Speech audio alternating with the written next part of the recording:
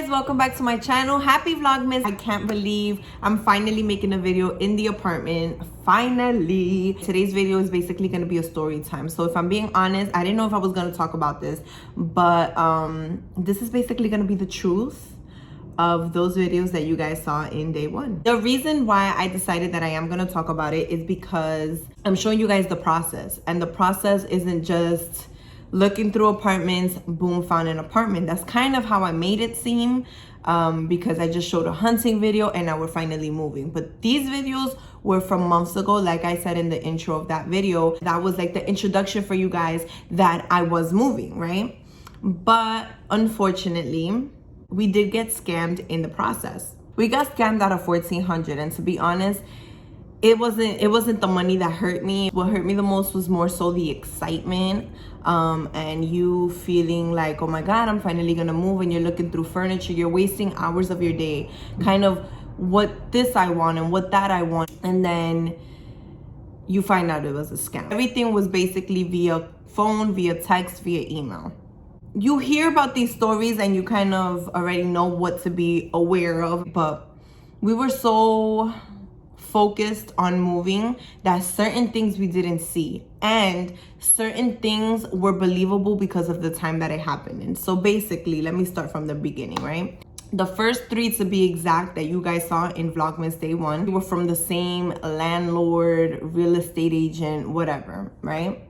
So my cousin suggested that I should look on Craigslist. I actually didn't trust Craigslist, but I know a lot of people actually get their jobs from Craigslist, and I know a lot of people find roommates on Craigslist. So she was like, you should try Craigslist. I was like, well, okay. I did, and I hit up a few people, and not everybody responded. One said like, oh, I could have my boss call you, whatever, let's set up a time. So we set up a time, and the guy calls me. And he was like, hey, so let me know, like, what is it exactly that you're looking for? He was like, well, in your price range, I have 3 apartments. I'm like, oh, cool. We can see them like literally tomorrow. He said, that's perfect, right? So this was during the peak of 2020's shithole. Like, when I say that, I'm talking about like the peak of COVID and the peak of like all the looting that was going on in the city. It was during the George Floyd murder, and so there was marches and there was rallies and it was a lot going on at the same time. So we go see the apartments, and the apartments are basically the 3 that you guys saw. We saw them in the same day. We're just going from apartment to apartment. 2 of those apartments were in the same building, and then we went to another one. The 3rd one was actually around Dykeman. The other 2 were in Washington Heights. He basically told me that he was like the landlord of all those buildings. So tell me why it was believable, because again, it was the peak of COVID. So I'm believing that, you know, I should understand that he's not gonna be there to give us the tour. You know what I mean? You should always have at least a real estate agent there. You know, like somebody should be there to guide you through the apartment or whatever. But he told me, you're gonna get to the building. You let me know when you're outside. I'm gonna call the super for the super to open the door for you. Nobody opened the door for us. So we already had the apartment numbers via text. So we were just like, I mean, nobody's opening. And we called him. It was like, hey, nobody's opening the door. He was like, okay, let me call him again. He, I guess, calls him again or whatever. But regardless, somebody came out of the building. So nosotros aprovechamos, obviously, and we went in. So we hop on the elevator. We have the apartment numbers. And he told us the apartments are going to be open. They were indeed open. So we literally walked in, and we got to see the 2 apartments. We see those, boom, cool. We saw them on our own. Then we go see the one in Dykeman. Same thing. He said the door is gonna be open. We actually have a watchman downstairs, which is the truth. And he told us it's in this floor and the door is gonna be open. This was a completely different building. This is in a completely different area. The door was indeed open. So obviously, I'm believing that he's not gonna be giving us the tour because COVID, right? Can't have too many whatever. So I believe that. And now the same guy is telling us, go to this apartment, these doors are gonna be open, and they are indeed open. So of course I'm believing the scheme, you know what I'm saying? It was very step by step. What he was saying was happening. There's nothing to not trust as of right now. I'm seeing the apartments, right? Now this is where it gets a little bit like shaky. After we viewed both of them, he gave me a call. He was like, so listen, these are gonna go fast. I should have known. Like, now thinking about it, I should have known. He was like, yo, these are gonna go fast. I would really suggest getting your applications in, getting your things in as soon as possible. You need, you know, like they need verification letters from your employer. They need this, they need that. They need a bunch of things. So he was like, I'm gonna need you to get on that because I can't save it for you.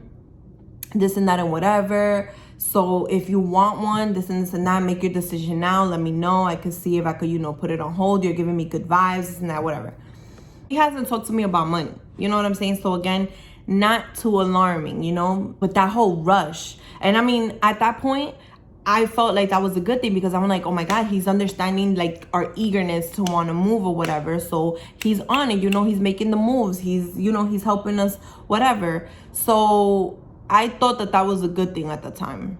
I'm not embarrassed to talk about it. I'm really not. Like, I'm really not. It was a lesson learned, that's for sure. And like I said, it's not about the money for me. I just feel bad for the other people that he's probably still scamming to this day, or just the people that get scammed in general. So whatever. So I do everything that I gotta do. At that time, I wasn't working. I had taken an unpaid leave from my job. He was like, well, I need you to be working because I need to make sure that you could pay the rent. And I'm like, okay, you know what? Like, that's understandable. I went back to work. I want to say, what, like a couple days later, he's like, okay, well, we're gonna need the deposit. He sent me the application via email.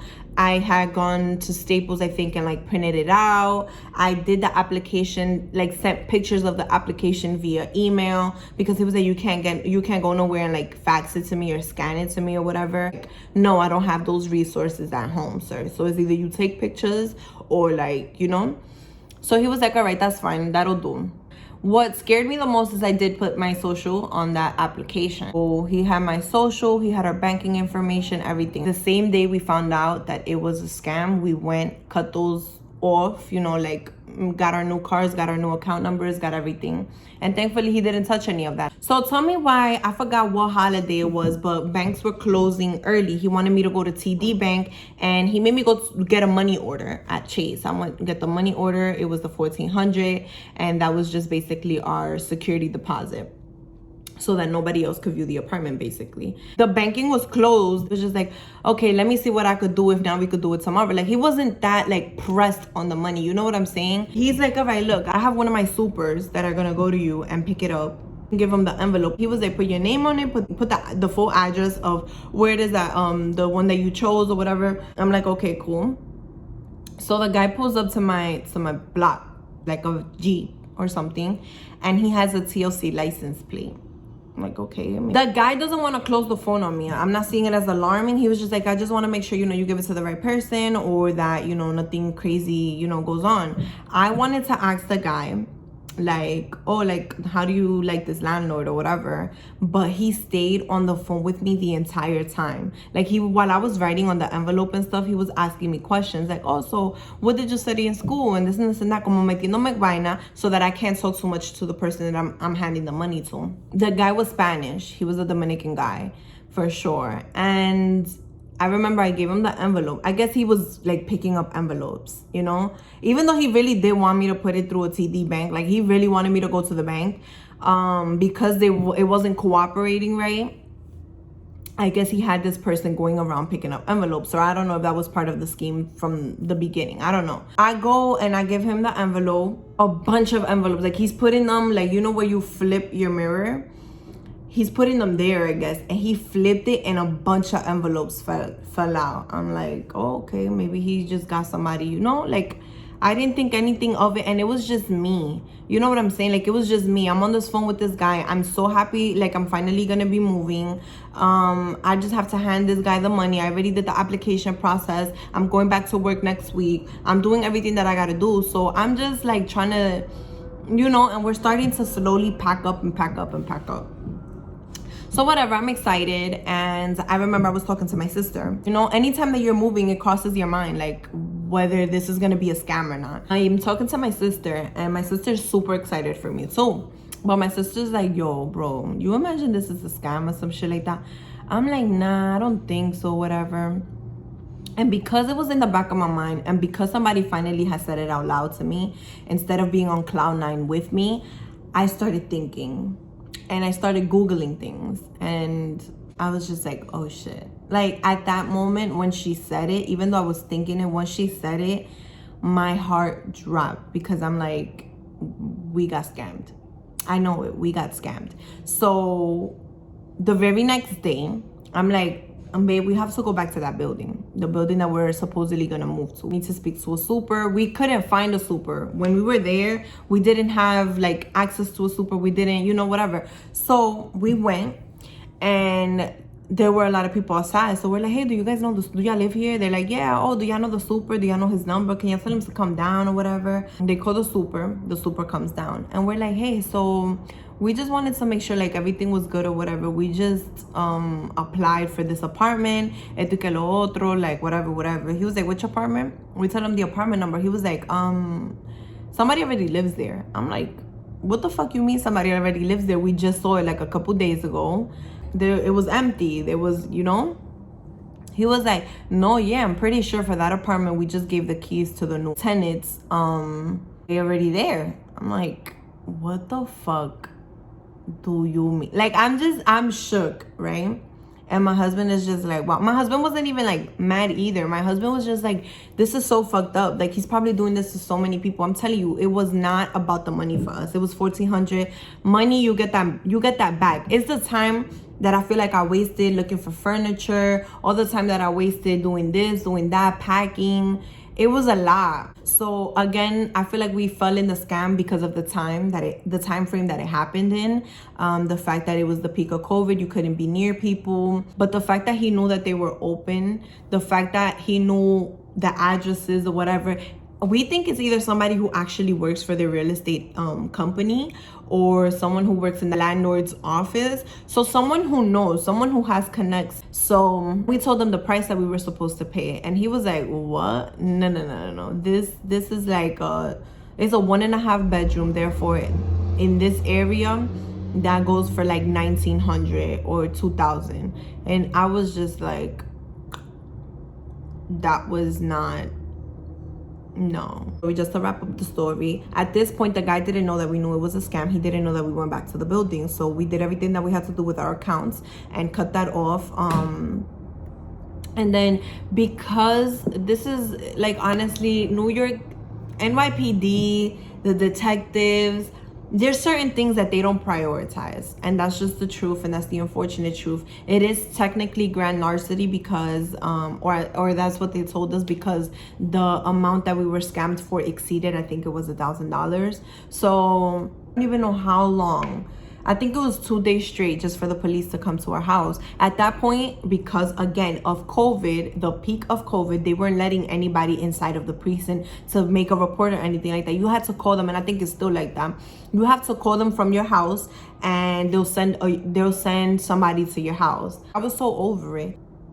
When I tell you guys, like, in the rest of the video of that Vlogmas day 1, those are different buildings, those are different apartments, those were different people. We knew better at that point. Someone was always there with us for those. And yeah, I never looked at Craigslist again. But yeah, guys, we got scammed, and that was maybe just something that we needed to learn. That in Jesus' name, it would never happen to us again. But I hope you guys enjoyed this little story time, and back to regular scheduled programming tomorrow with the vlog.